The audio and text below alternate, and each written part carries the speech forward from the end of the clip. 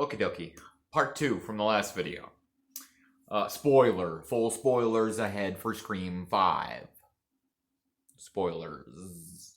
All of them. So, as I was saying, it's like if the killer tried to kill you, you have free reign to commit murder against them. When, by the way, at the end, little serial killer daughter, she stabs this poor guy 21 times.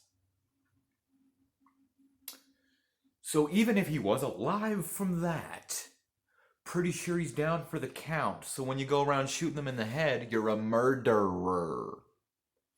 How are they not on trial for murder?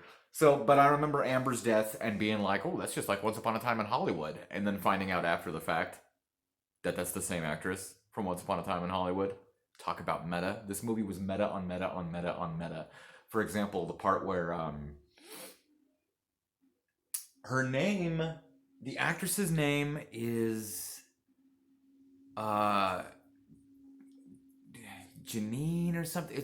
It's something that you can shorten to Jamie, so that she has been called Jamie before.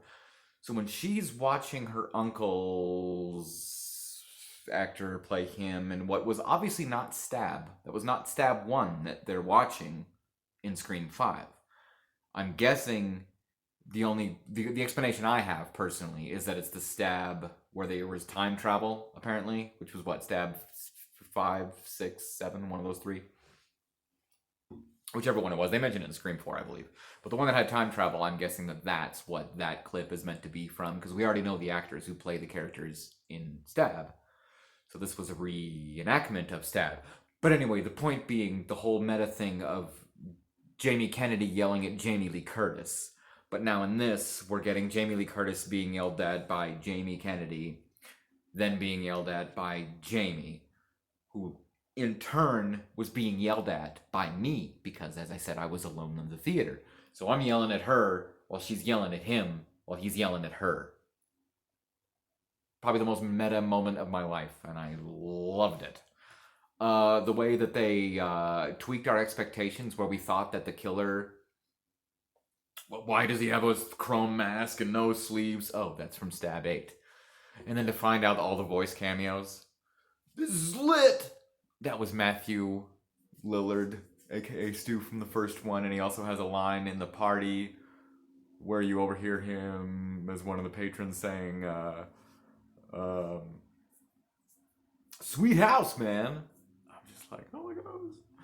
So, and I, again, after the fact, after I saw it, the third time is when I found out about all these voice cameos. So I haven't actually heard them. Knowing that now, I should have recognized Drew Barrymore as the principal. I mean, come on.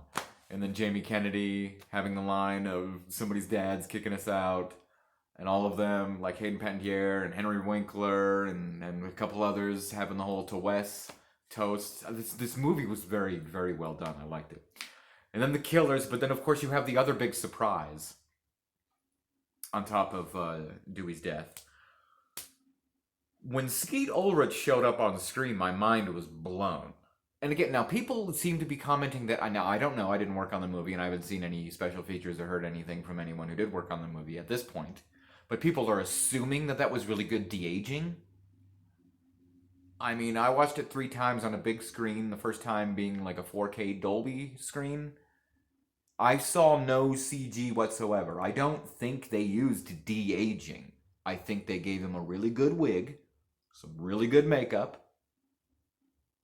But that's how Skeet Ulrich looks. He hasn't aged a day. You can tell he's got his, old man teeth. Some of us should get ours already.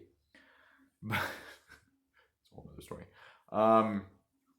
But yeah, he looks exactly the same. And of course, again, and I'm not going to sit here and nitpick and let that bother me. The fact that I just thought it was a great surprise. Like, oh my gosh, Skeet Ulrich is in this movie. I met him. Sweet. So technically him and both Matthew Lillard are in this movie. And I met them. Sweet. And it's very Scream 2 with the motivate. Well, all right, we'll get there. But there's all these fun little things, like the whole when she's racing home to get to her kid.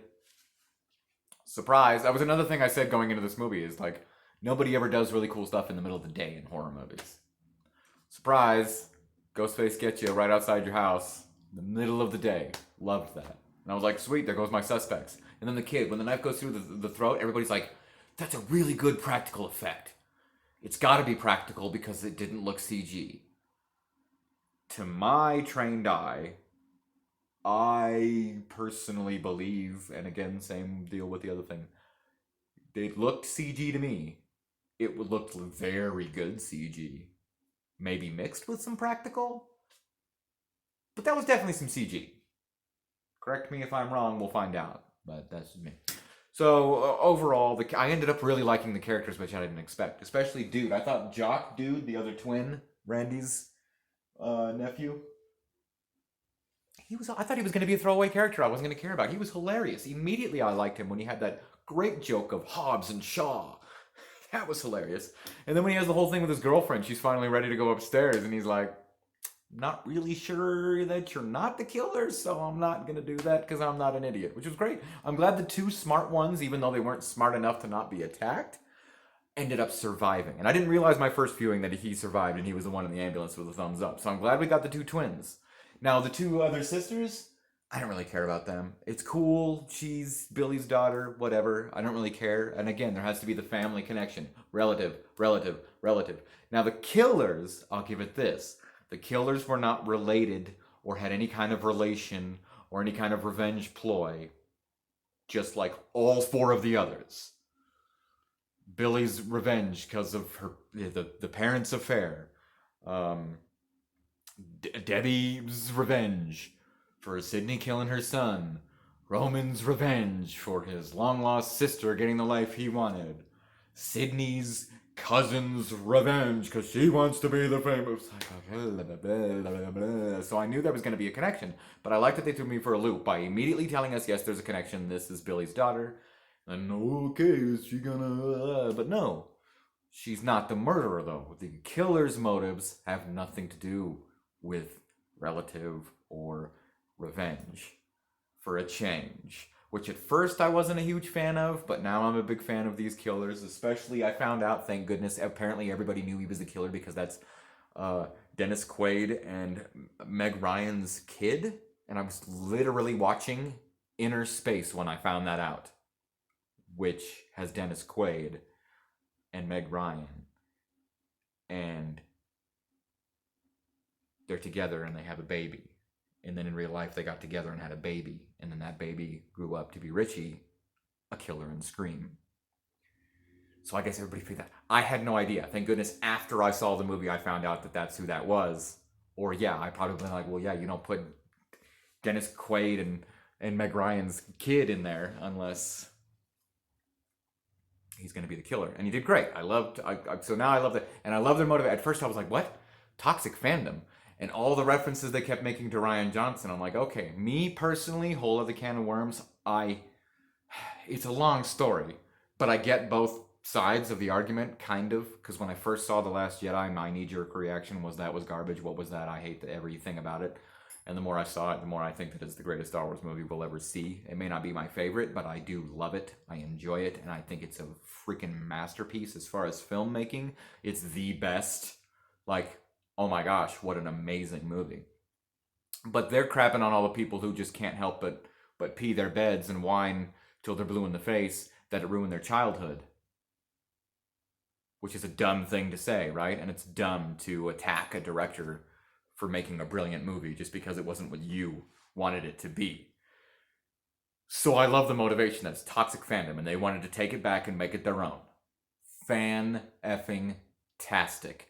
Because then I realized that was the original ending to Scream 2. Well, aka 3.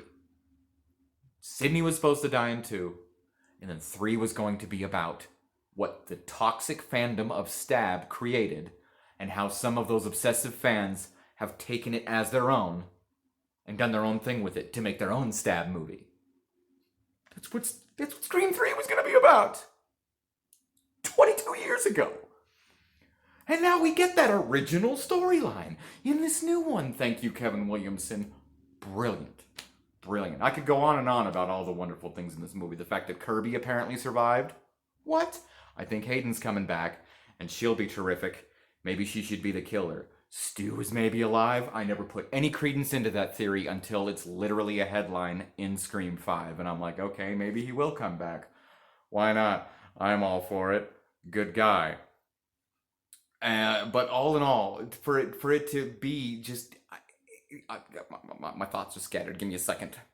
Okay, I'm very flummoxed. So in conclusion, I love Scream 5. I love what they did. I love that they made up for the fact that a legacy character doesn't die in the fourth one, because technically they killed two in this one. They killed Dewey. Good job. We're square. But they made up for it by killing someone who was in the last one, which I'll take. If it's someone who was featured in one of the prior films, survived it, and here is coming back, and then dies, I'll take it. So they got two, so they made up for the last one. We're good to go. I've accepted the fact that Sydney will never die, because Neve Campbell has stated she'll never do that. She'll never come back if they're going to kill Sydney, because now that it's reached this point, she means so much to strong women out there who have been through a lot and who have survived things that it would be counteractive to kill her at this point. Okay, so I can accept that and move on. So here's what I think Scream 6 needs. As I see this beautiful snow outside, I want a Christmas Scream movie. How awesome would that be? A Christmas-themed Scream movie. I don't even like Christmas, but imagine all the blood in the snow. Oh, that would be cool, okay? And two, we need a killer in a Scream movie to be someone from one of the previous movies. How cool would that be? Oh, it's so-and-so from the last one. One of the survivors, one of the this, one of the that. Now they're the killer. That's what we need. Oh, it's not them. They were in the last one. They were a victim, or there's, so whatever reason have you. Aha. But this time they're the killer. Wouldn't it be cool? Could be Billy's daughter. Could be her sister. It could be Mindy. Is Mindy her name? Why not? Kirby could come back. How cool would that be? Kirby the survivor. Maybe she ends up working with Stu, who's giving orders from prison. The possibilities are endless. I love the Scream franchise. Every single one of them. 4 is not great. 3 is. 1 will always be the best, but 5, the things that 5 accomplished, I am so thankful for, and I think it revitalized the series. I love that movie. And it's will always have a special place in my heart because it's the first rated R movie I took my son to. And he loved it. So again, I did not guess the killer. We're 5 for 5. 2 sole survivors. It's funny, my son was telling someone that they killed off Dewey and he's the sole survivor of the other movies. And they're like, sole survivor? So nobody else came back? And he was like, no, Gail and Sydney were in it too. And they were like, oh, well then then Dewey's not the sole survivor. And then my son said, well, he's not the only sole survivor.